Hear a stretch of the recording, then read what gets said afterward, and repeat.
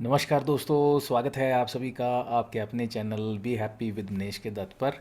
हम book discuss कर रहे हैं फॉरगिव फॉर गुड, जो कि लिखी गई है फ्रेड लस्किन द्वारा। आज इस बुक का हम सेकंड चैप्टर, जिसका नाम है टेकिंग थिंग्स टू पर्सनली, इसको हम डिस्कस करेंगे। टेकिंग थिंग्स टू पर्सनली, यहाँ पे ऑथर हमें इस चैप्टर में समझाना क्या चाहते हैं, बताना क्या चाहते हैं, इस चैप्टर का ब्रीफ क्या है, क्रक्स क्या है, वो ये है। ऑथर बताते हैं कि हम जब ग्रीफ का शिकार हो जाते हैं, ग्रीवियंस का शिकार हो जाते हैं, स्ट्रेस एंजाइटी, हाँ कहते हैं, हमें घेर लेती है, तो जनरली उस वक्त क्या होता है कि हमारे माइंड में कोई इवेंट जो है स्टक कर जाता है। हम अपने माइंड में बहुत ज़्यादा स्पेस उस इवेंट को दे देते हैं जो कि स्ट्रेसफुल होता है, और वो बहुत कहते हैं 24/7 हम उसके बारे में ही सोचते रहते हैं। और हमारे हालात ये हो जाते हैं कि हम उस सिचुएशन से, उस पास्ट की उस घटना से अपने आप को बाहर नहीं कर पाते, और वो अल्टीमेटली एक नेगेटिव विशियस साइकिल जो है बनता जाता है, और हम अल्टीमेटली एक स्ट्रेस एंजाइटी का ऐसी कहते हैं भवंडर में फंस जाते हैं, जिसमें हम फिज़िकली मेंटली जो हैं अपने आप को टॉर्चर करते हैं और बीमारियों का शिकार हो जाते हैं। तो अब यहाँ पे ऑथर हमें इस चैप्टर में समझाते हैं कि किस तरीके से हम चीज़ों को पर्सनली लेना शुरू कर देते हैं, अपने आप को ज़्यादा उनमें गहराई तक जिस चीज़ की ज़रूरत नहीं है उससे कहीं ज़्यादा जो है चीज़ों में अपने आप को इन्वॉल्व कर लेते हैं, उसमें कहते हैं उतर जाते हैं। जब हम ग्रीव्ड होते हैं, जब हम स्ट्रेस एंग्जाइटी में आ जाते हैं किसी वजह से, किसी प्रॉब्लम को जब हैंडल नहीं कर पाते हैं, तो यहाँ पे ऑथर हमें इसी टॉपिक के संबंध में डिस्कस करते हैं कि किस तरह से हमें इस सो कॉल्ड सिचुएशन को अंडरस्टैंड करते हुए उससे कैसे बाहर आना है, और उसमें क्या क्या एस्पेक्ट्स होते हैं, ये सारा इस चैप्टर में डिस्कस करते हैं। तो चलिए डिटेल में डिस्कस करते हैं। ऑथर बात करते हैं कि जैसे लास्ट वीडियो में हमने डिस्कस किया कि जिस तरह से जो करेक्टर्स थे, माइक थे, चार्लिनी थी, डायना था, तो वो किस तरह से जो करेक्टर्स थे वो एक तरह से ग्रीवियंस के जो स्टेट में चले गए थे। क्योंकि उनकी लाइफ में कुछ इवेंट्स ऐसे हुए जो उनकी एक्सपेक्टेशंस के अकॉर्डिंग नहीं थे, फर्स्ट ऑफ ऑल। सेकेंडली, वो उन्होंने जो उनकी एक्सपेक्टेशंस के अकॉर्डिंगली जो चीज़ें नहीं हुई लाइफ में, तो वो फ्रस्ट्रेट हुए, स्ट्रेस एंजाइटी हुई, और वो कहते हैं जो थी उनके माइंड में, उन्होंने इतनी ज़्यादा स्पेस रेंट पे दे दी इन एपिसोड्स को, कहते हैं इन चीज़ों को राउंड द क्लॉक 24/7 इतना सोचना शुरू कर दिया उन्होंने बार बार, कि कहते हैं वो एक बिल्कुल ही एक अपने आप को फ्रस्ट्रेशन वाली सिचुएशन में ले गए। और वहाँ पे जाके क्या होता है कि ये that is so called grievance state जो है, जिसे हम डिफाइन करके कहते हैं, उसमें चले जाते हैं। अब एक ये दलदल कहते हैं नेगेटिव विशियस साइकिल वाली स्टेट होती है। और अक्सर बताते हैं कि ये जो ग्रीवियंस है, ये ग्रीवियंस के बेसिकली 3 स्टेजेस होते हैं, 3 फेजेस होते हैं ग्रीवियंसेस के। वो क्या क्या स्टेजेस होती हैं, क्या क्या फेजेस होते हैं, इसमें पहला स्टेज या पहला फेज़ होता है ग्रेवियंस का। उसमें क्या होता है, हम जो है ऑफेंस को जो है, जो कि एक कोई घटना होती है, इवेंट होती है जो कि नेगेटिव होती है, not as per our expectation होती है, उसको बहुत पर्सनली लेना शुरू कर देते हैं, फर्स्ट ऑफ ऑल। सेकेंडली, जो ऑफेंडर होता है, जिसने जो कि कहते हैं हमारे हिसाब से कल्प्रेट होता है, हम उसको कहते हैं ब्लेम करना शुरू कर देते हैं। जो भी हम फील कर रहे होते हैं, जो भी हमारे अंदर फ्रस्ट्रेशन, एंग्जाइटी, स्ट्रेस हमें फील हो रही है, उसका जिम्मेवार हम उसको समझना शुरू कर देते हैं। और तीसरा क्या है, हम एक कहानी अपने आप बनानी शुरू कर देते हैं अपने मन में, अपने दिमाग में, अपने ख्यालों में, उस ग्रीवियंस की एक स्टोरी बिल्ड करनी शुरू कर देते हैं। तो ये 3 स्टेजेस होती हैं ग्रीवियंसेस की, जब एक ग्रीवियंस स्टेज में इंसान जाता है, कहते हैं। अब यहाँ पे ऑथर बताते हैं कि ये ग्रीवियंस की एक स्टोरी को क्रिएट करना कोई ऐसी एबनॉर्मेलिटी नहीं है, कोई ऐसा मेंटल डिसऑर्डर नहीं है। दूसरा बात कहते हैं कि आपका अपनी लाइफ में हर्ट होना, कहते हैं डिस्टर्ब होना, फ्रस्ट्रेट होना, एंग्जाइटी आनी, कहते हैं ये भी नॉर्मल है, इसमें भी कोई ऐसा कोई बात नहीं है कि कोई बिल्कुल एबनॉर्मल चीज़ है, ये नॉर्मल है, ये हो जाता है, अक्सर होता है। तो ऐसा इनमें कुछ नहीं है। बट हाँ, एक चीज़ जो डिफरेंट है, जो जो कहते हैं एबनॉर्मल है या जो नहीं होनी चाहिए, वो ये है, वो है हमारी inability to tackle such situations. कि ये जो स्ट्रेस एंग्जाइटी वाली सिचुएशंस होती हैं उनको हमें टैकल करना नहीं आता, ये एक abnormality होती है जो कि नहीं होनी चाहिए। अब इन सिचुएशंस को हमें टैकल कैसे करना है, इनको हैंडल कैसे करना है और इनमें से कैसे बाहर आना है, ऑथर हमें स्टेप बाय स्टेप आगे चैप्टर्स में वन बाय वन करके हमें ये समझाएंगे। अभी इस चैप्टर में फ़िलहाल हमें क्या बताते हैं कि हमें लाइफ में जो कहते हैं कि जो हर्ट्स, वुंड्स, डिसअपॉइंटमेंट्स ये आपका पीछा नहीं छोड़ेंगे, ये लाइफ का पार्ट एंड पार्सल हैं, ये आपको लाइफ में फेस करनी पड़ेंगी, नो डाउट, इसका कोई वे आउट नहीं है। क्योंकि सर्कमस्टांसिस जो हैं हमारे हाथ में नहीं होते हैं, लेकिन नो डाउट उनको फेस कैसे करना है, उन सिचुएशन में से बाहर कैसे आना है और अपने आप को कहते हैं अपने माइंड में उनको जो कहते हैं एक रेंट करने की जो एक आदत है हमें स्पेस, वो उसको कैसे अवॉइड करना है या उसको मिनिमाइज़ कैसे करना है, वो हमारे हाथ में है। उस चीज़ को हम जब उस पर काम करते हैं, उसमें अपने आप को एफिशिएंट करते हैं, तो क्या होता है हम इन सिचुएशंस को सो कॉल्ड ग्रीवियंस वाली स्टेज में से बाहर आने में हमें सहायता मिलती है। तो अब आगे इस चैप्टर में कुछ टॉपिक्स हैं, उनको ऑथर एक एक करके डिस्कस करते हैं। तो चलिए हम डिटेल में उनको डिस्कस करते हैं। पहला टॉपिक है एंगर हैज़ इट्स प्लेस। कहते हैं कि एंगर जो है इसका हमारी लाइफ में एक जगह है, एक स्थान है, एक अपनी इम्पोर्टेंस है। अब वो कैसे? कहते हैं एंगर जो है या गुस्सा है, ये कहते हैं छोटा भी होता है, बड़ा भी होता है। ये कहते हैं इसका लॉन्ग टर्म इम्पैक्ट भी होता है, शॉर्ट टर्म इम्पैक्ट भी होता है। ये कहीं ना कहीं अगर देखा जाए हमारी लाइफ में वैसे तो हम इसको अच्छा नहीं मानते हैं, ये बुरा होता है हमारी लाइफ में, लेकिन ये किसी ना किसी सिचुएशन, कुछ ऐसी सिचुएशन, कुछ ऐसे सर्कमस्टांसिस होता है जहाँ पे ये ज़रूरी भी होता है और इसका फ़ायदा भी होता है। जैसे कि फॉर एग्जांपल बताते हैं कि अगर आपकी कोई पर्सनल बाउंड्री क्रॉस करने की बात आती है, वहाँ पे ये गुस्सा आपके हेल्प करता है, आपकी मदद करता है, आपकी सपोर्ट करता है। या यूं कहें सेकंड स्टेज ऐसी है जहाँ पे आप कहीं डेंजर में हैं, तो आप अगर गुस्सा करते हैं, गुस्सा दिखाते हैं, तो आप कहते हैं उस डेंजर से कहीं ना कहीं बच सकते हैं। तीसरा क्या है कि अगर आपकी कहते हैं जो आपको कोई मिसट्रीट करता है, अगर आपके साथ मिसबिहेव करता है, तब आपका जो एंगर है आपकी सपोर्ट में खड़ा होता है, तो आपको उस सो कॉल्ड एक मिस ट्रीटमेंट या मिसबिहेव की सिचुएशन में से बाहर आने में हेल्प करता है। तो ये कुछ कहते हैं बहुत कम लिमिटेड ऐसी सिचुएशंस हैं जहाँ पे एक एंगर जो है आपकी मदद करता है, पर ज़्यादातर जो एंगर है आपके अगेंस्ट, आपके फेवर में काम नहीं करता है। तो यहाँ पे बात करते हैं कि जैसे पहले बताया कि जैसे फॉर एग्ज़ाम्पल आपके बच्चे को कहते हैं कोई थ्रेट है कोई किस्म की, तो आप कहते हैं आपका जो गुस्सा है उसको उसको हेल्प करने में, उसको बचाने में, उसको एस्केप करने में आपकी मदद कर सकता है, बच्चे की हेल्प कर सकता है। सेकेंडली कहते हैं अगर आपको कोई मिसट्रीट कर रहा है, आपको अब्यूज़िव कर रहा है, लैंग्वेज यूज़ कर रहा है आपके लिए, तो आप कहते हैं आपकी जो नाराज़गी है, गुस्सा है, उस चीज़ को अवॉइड कर सकती है। तीसरा है कि आपकी अगर सो कॉल्ड आपको इसी तरीके से आपको कुछ और ऐसी सिचुएशंस हैं, ऑकवर्ड सिचुएशंस हैं जहाँ पे आप वो गुस्सा दिखा के अपना उन ऑकवर्ड सिचुएशन से बाहर आ सकते हैं, तो डेफिनेटली कहते हैं ये गुस्सा जो है आपकी हेल्प कर सकता है। हम मान सकते हैं कि गुस्सा आपकी हेल्पफुल है, आपके लिए अच्छा है। लेकिन कहते हैं कि अगर आप ये कहें कि आज से 3-4 साल पहले कोई इंसिडेंस हुआ था कि आपने किसी किसी एक्स इंसान ने आपको कुछ बोल दिया था, तो आज उस बात को लेके आप गुस्सा करना शुरू कर दें और उसके बारे में उल्टा सीधा बोलना शुरू कर दें, तो कहते हैं इट्स ऑफ नो यूज़। तो क्योंकि वो घटना 3 साल पहले हुई थी, अब उसके बारे में गुस्सा करने का, फ्रस्ट्रेट होने का, अपने आप को कहते हैं उस स्ट्रेसफुल सिचुएशन में लाने का कोई फ़ायदा नहीं है। तो इस तरीके से बताते हैं मोर और लेस जितने भी टाइम पे हम गुस्सा करते हैं, तो देखा गया ये है कि हमारे फेवर में नहीं होता है, गुस्सा हमारे अगेंस्ट ही चलता है, उसका हमें नुकसान ही होता है। तो यहाँ पे समझाना क्या चाहते हैं ऑथर? समझाना हमें यही चाहते हैं कि लॉन्ग टर्म में देखा यही गया, एक्सपीरियंस यही है कि एंगर हमारी फेवर नहीं करता है।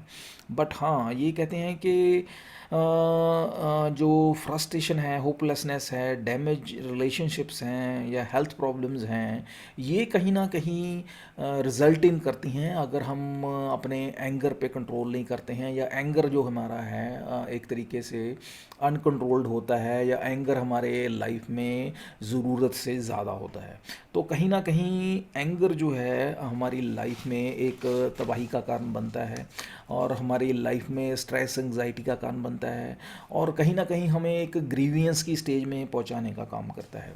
तो ये सभी चीज़ों को ध्यान में रखते हुए हमें एंगर मैनेजमेंट पे काम करना चाहिए, ताकि हम अपने एंगर को कंट्रोल्ड वे में अपनी फेवर में काम उससे करवा सकें। जब हमें लगे कि ये हमारे सो कॉल्ड फेवर में काम नहीं कर रहा, तो हमें उस चीज़ से according to our will, according to our benefit, according to our uses, कहते हैं हम इसको यूज़ करना चाहिए। इतना हमारे में कैपेबिलिटी होनी चाहिए। नेक्स्ट टॉपिक है पर्सनल वर्सेस इम्पर्सनल। अब यहाँ पे बात करते हैं ऑथर के जितने भी लाइफ में पेनफुल इवेंट्स होते हैं उसके बेसिकली दो एस्पेक्ट्स होते हैं। पहला होता है पर्सनल एस्पेक्ट, दूसरा होता है इम्पर्सनल एस्पेक्ट। अब पर्सनल इम्पैक्ट एस्पेक्ट्स के पॉइंट ऑफ व्यू से अगर बात करें कि जैसे लास्ट वीडियो में हमने डिस्कस किया था, अब इस यहाँ पे भी बात कर रहे हैं, यहाँ पे एग्जांपल देते हैं मैरिलिन की एग्जांपल देते हैं कि वो अपने पर्सनल एस्पेक्ट्स की वजह से जो है परेशान होती हैं, अपने एक ग्रीवियंस स्टेट में चले जाते हैं, और लाइफ में बहुत स्ट्रेस एंग्जाइटी फ्रस्ट्रेशन को कहते हैं झेलना पड़ता है, एक तरह से मेंटल टॉर्चर को भी ये करती हैं। अब यहाँ पे बात आते हैं कि मैरिलिन की सिचुएशन क्या है। वो 50-55 साल की लेडी होती हैं, और उनके हस्बैंड होता है, एक बच्चा होता है, और उनकी एक मदर होती हैं। अब वो जो है उनकी एक तरह से स्ट्रेसफुल उनकी जो बचपन रहा होता है, उनकी अपब्रिंगिंग बड़ी एक सिंगल चाइल्ड होती हैं वो अपने पेरेंट्स की। उनकी अपब्रिंगिंग बहुत डिस्टर्बिंग होती है। उनकी मदर जो है उनको प्यार नहीं करती होती, उनके फादर जो हैं वो मिलिट्री में होते हैं, वो उनको कभी कभार मिलने आते हैं। और क्या है कि ये जो है अपनी लाइफ मोर और लेस जो है एक लोनली चाइल्ड की तरह भी व्यतीत करती हैं, और इनको अपनी मदर का प्यार नहीं मिलता है। फादर कभी कभार आते थे तो उनका प्यार भी मोर और लेस इनको नहीं मिलता। तो ये इस तरह से इनकी अपब्रिंगिंग होती है, और मोर और लेस लाइफ में इन्होंने बड़ी ट्रेजिक जो है लाइफ इनको व्यतीत होती है, और इनको ये मानती हैं, अपनी मदर को रिस्पॉन्सिबल ठहराती हैं इन सारी अब ऐसी जो कहते हैं सॉर्ट ऑफ जो ट्रेजिक अपब्रिंगिंग है उसके पीछे इनको मदर को रिस्पॉन्सिबल मानती हैं। अब यहाँ पे ये जो सिचुएशन है, अब इसकी वजह से क्या हो रहा है कि ये अपने आप को एक ये जो है ये जो सो कॉल्ड इनका मेंटल ब्लॉक जो है इनमें माइंड में बन जाता है, और 24/7 यही चीज़ जो इनके दिमाग में घूमती रहती है, और इसकी वजह से क्या है ये ग्रीवियंस स्टेट में पहुंच जाते हैं। और अब इस स्टेट में पहुंच के हो क्या रहा है, उसका नेगेटिव रिजल्ट क्या हो रहा है कि ये जैसे इनकी अपब्रिंगिंग हुई, जिस तरह से ये फ्रस्ट्रेट हुई थी, नेगेटिविटी एक विशियस साइकिल में चली गई, तो उसी तरीके से क्या है इन स्पाइट ऑफ कि इनके बच्चे, इनका हस्बैंड इनको सपोर्ट करता है, उनको प्यार करते हैं, लेकिन ये उनकी सो कॉल्ड प्यार को, उनकी सो कॉल्ड इमोशंस को ना समझते हुए उनको भी कहते हैं ये निगलेक्ट करती हैं, और रादर अपने फिर वहीं दिमाग को लेके आती हैं कि मेरी मदर ने मेरे साथ अच्छा नहीं किया। और अभी अभी इनके मदर जो हैं अब 80s में हैं, अपने 80s में हैं, और अभी भी ये अपनी मदर से वही एक्सपेक्ट करती हैं कि वो उनको बच्चे की तरह प्यार करे, और जो उन्होंने उनको प्यार देना था नहीं दिया था वो उनको प्यार दें। और इस तरीके से इनका माइंड सेटअप कि इनका हो गया है। तो अब यहाँ पे ऑथर बताते हैं कि इस तरह का जब माइंड सेट होता है तो इन स्पाइट ऑफ कि इनके साथ जो हुआ वो तो हुआ नो डाउट, बट अभी ये अपने बच्चों के साथ, अपने हस्बैंड के साथ क्या कर रहे हैं वो भी एक देखने वाली बात है कि उन पे भी जो नेगेटिव इम्पैक्ट पड़ रहा है। तो ये एक बड़ी कहते हैं एक अनफॉर्चुनेट सिचुएशन बन जाती है, जहाँ पे ये जो लेडी हैं मैरिलिन जो हैं अपने पर्सनल एस्पेक्ट को ध्यान में रखते हुए फ्रस्ट्रेट हो रही हैं, एक ग्रीवियंस स्टेट में चली गई हैं। अब यहाँ पे बात आती है कि ये इस स्टेट में क्यों गई हैं और यहाँ से कैसे बच सकती हैं। अब जैसे क्यों गई हैं, क्यों गई का कारण ये है कि ये इन्होंने सिर्फ और सिर्फ पर्सनल एस्पेक्ट देखा है इसका, जो पेनफुल इवेंट हुआ, इन्होंने impersonal aspect of that event, that painful event वो नहीं समझने की कोशिश की है। वो तो इसलिए ये कहते हैं सिचुएशन में गई है। अगर इन्होंने वो impersonal aspect of that painful event अगर इन्होंने सोचा होता, समझा होता, तो कहते हैं ये इतने ग्रीवियंस स्टेट में ना जाते, इतने पेनफुल सिचुएशन या कहते हैं स्ट्रेस एंग्जाइटी वाली सिचुएशन में ना आ जाते। तो अब ऑथर जो थर्ड टॉपिक है उसको डिस्कस करते हैं। थर्ड टॉपिक है finding the impression in the finding the impersonal in the hurt. अब यहाँ पे बात करते हैं ऑथर के, अब ये जो इम्पर्सनल एस्पेक्ट है उस हर्ट का, उस पेनफुल इवेंट का, वो कैसे इनको, मर्लिन को कहते हैं समझना चाहिए था। वो इस तरीके से, दो तरीके हैं उसको समझने के। पहला तरीका है ये समझने के लिए impersonal aspect of any painful impact event, that is कि कोई भी पेनफुल इवेंट होता है वो अकेला आपके साथ नहीं हुआ। दुनिया में बहुत लोग हैं जिनके साथ जो है पेनफुल इवेंट्स हो रहे हैं। जैसे कि फॉर एग्जांपल यहाँ पे बात करते हैं मर्लिन की। मर्लिन की जो मदर हैं वो उनको प्यार नहीं देती हैं एज प्रॉपर, जैसे एक माँ को प्यार बच्चे को साथ कर देना चाहिए।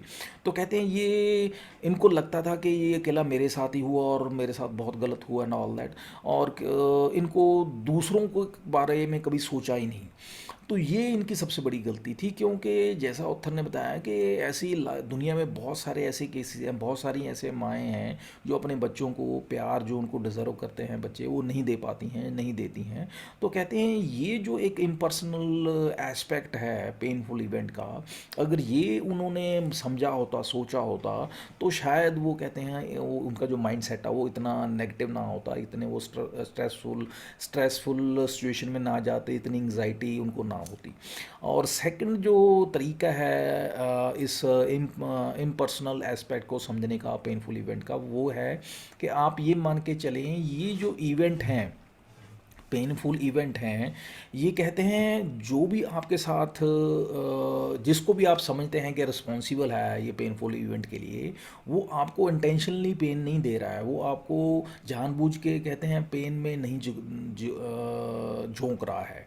तो ये बहुत इंपॉर्टेंट है समझने के लिए। यहाँ पे फॉर एग्जांपल बात करते हैं, यहाँ पे कहते हैं मर्लिन को ये लग रहा था कि उसकी मदर जानबूझ के इंटेंशनली उसके साथ ऐसा कर रही है, जानबूझ के उसको जो है बचपन का प्यार उसको नहीं दिया उसकी मदर ने।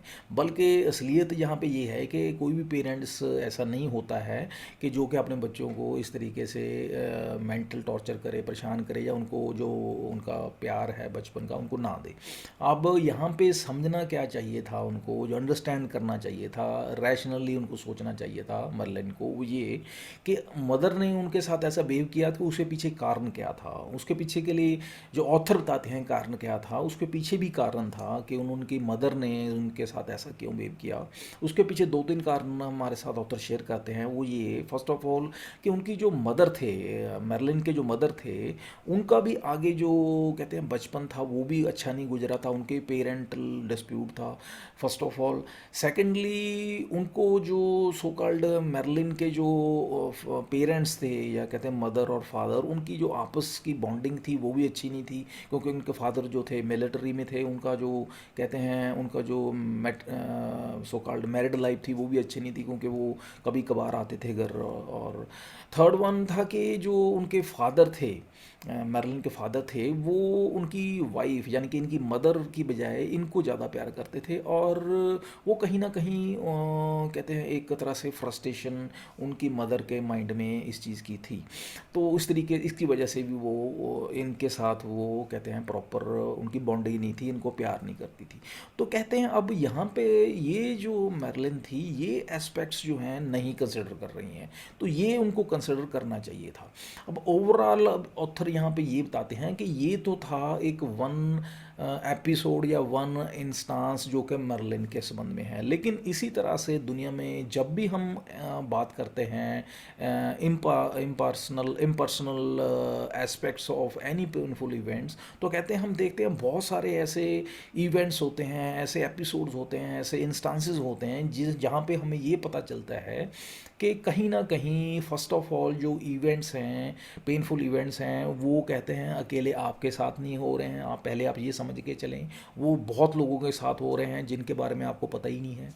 दूसरी बात ये है कि ये जो पेनफुल इवेंट्स हैं, जो भी आपके साथ कर रहा है वो इंटेंशनली आपके साथ नहीं कर रहा है, वो इंटेंशनली आपको दुख नहीं देना चाहता है, वो जानबूझ के आपको परेशान नहीं करना चाहता है, वो अनजाने में हो रहा है। आपको ये मान के चलना चाहिए, ये समझ के चलना चाहिए। कहते हैं जब आप इस तरीके से इस impartial aspects of any painful event को समझ के चलते हैं, तब आपको पता चलता है कि आप कितना गलत सोच रहे हैं। जब आप इस तरह से कहते हैं, इसको वैल्यूएट करते हैं, इस तरह से इसको लॉजिकली रैशनली समझने की कोशिश करते हैं, तब आपको पता चलता है कि आप कितना सही हैं कितना गलत हैं। तो नटशेल में अब ऑथर हमें यहाँ पे समझाना यही चाहते हैं चैप्टर को कंक्लूड करते हुए कि नो डाउट यहाँ पे मर्लिन ने इस तरीके से कहते हैं अपने आप को एक रैशनल तरीके से या कहते हैं पर्सनल तरीके से इस इवेंट को पूरे को कहते हैं जिस तरह से मदर ने उनको ट्रीट किया, उसको अपने पर्सनल एस्पेक्ट से पर्सनल नज़रिए से सिर्फ देखा, उसकी वजह से वो परेशान हुए, स्ट्रेस हुए, एंग्जाइटी में आए और उसके बाद क्या है ग्रीवियंस स्टेट में चले गए। जबकि उन्होंने एक उनको बनता था एक उनको इस पूरे एपिसोड को एक इम्पर्सनल एस्पेक्ट से देखने का, उस नज़रिए से देखने का, जो उन्होंने नहीं किया। और हमें क्या आप सजेस्ट करते हैं कि किसी भी पेनफुल हर्टफुल सिचुएशन को हमें दोनों नज़रियों से देखना चाहिए, पर्सनल एस्पेक्ट से भी देखना चाहिए और इम्पार्शियल कहते हैं एस्पेक्ट से भी देखना चाहिए। तो ये जब हम होलिस्टिक वे से किसी भी इवेंट को देखते हैं, तब हमें कहते हैं हम रैशनली जो हैं एवेल्यूएट कर सकते हैं सिचुएशन के एक्चुअल रीज़न क्या है उसके पीछे। जब हम इस तरीके से एवेल्यूएट करते हैं, तब हमें पता चलता है कि हमें उस इवेंट को कितना हमें कहते हैं स्पेस रेंट करने देना चाहिए माइंड में। यानी कि नटशेल में कहना ये चाहते हैं कि हमें हर्टफुल सिचुएशंस को, इवेंट्स को कभी भी रेंट नहीं देना चाहिए, स्पेस नहीं देना चाहिए माइंड में इतना कि राउंड द क्लॉक 24/7 हम उनके बारे में सोचते रहें। क्योंकि ये अल्टीमेटली करेंगे क्या, ये राउंड द क्लॉक अगर उनके बारे में सोचते रहेंगे तो आप स्ट्रेस एंग्जाइटी में चले जाएंगे, आपको अल्टीमेटली फिर क्या होगा, डिप्रेशन हो जाएगा, फिजिकली मेंटली आप स्ट्रेस कहते हैं आप इसको बीमारियां होनी शुरू हो जाएंगी, आप अल्टीमेटली ख़त्म हो जाएंगे। तो आपको ये नहीं करना है। तो बताते हैं कि अगर आप इन चीज़ों से बचना चाहते हैं तो आपको क्या करना होगा, करना ये होगा कि आपको इस चीज़ को सारे को अवॉइड करना होगा। तो इसी के साथ चैप्टर को क्लोज़ करते हैं, कंक्लूड करते हैं ऑथर के हमें ये चीज़ों को पर्सनली लेना, टू पर्सनली कंसिडर करना, कहते हैं बंद करना है उनको, लॉजिकली रैशनली इम्पर्सनल वे से कहते हैं वो भी देखना है, एक दूसरे नज़रिए से, दूसरे एंगल से भी हमने उसको वैल्यूएट करना है। जब उस तरीके से हम करेंगे तो फाइनल पिक्चर जो आएगी तब हम उसको समझ सकते हैं और अच्छे तरीके से समझ सकते हैं और अपनी लाइफ को बहुत अच्छे तरीके से आगे बढ़ सकते हैं लाइफ में। अब नेक्स्ट चैप्टर में हम ऑथर बताते हैं कि हम समझेंगे, अंडरस्टैंड करेंगे किस तरीके से जो है अगर हम लाइफ में कहते हैं देखते हैं जितने भी जो ये हर्ट्स हैं, हर्टफुल इवेंट्स हैं, वो हमारे को फिज़िकल मेंटल लेवल पे हमें कितना कहते हैं डिस्टर्ब करते हैं, हमारे को कितना नुकसान करते हैं और हमें उनके जो नुकसान हैं उनको ध्यान में रखते हुए अपने आप को कैसे संभालना है, कैसे अपने आप को संभलते हुए लाइफ में ग्रो करना है। तो ये सारा आगे आने वाले चैप्टर्स में हम डिस्कस करेंगे। नेक्स्ट वीडियो में जो चैप्टर हम डिस्कस करेंगे उसका नाम है द ब्लेम गेम। तब तक के लिए आज्ञा दीजिए। Have a nice day. Thank you very much.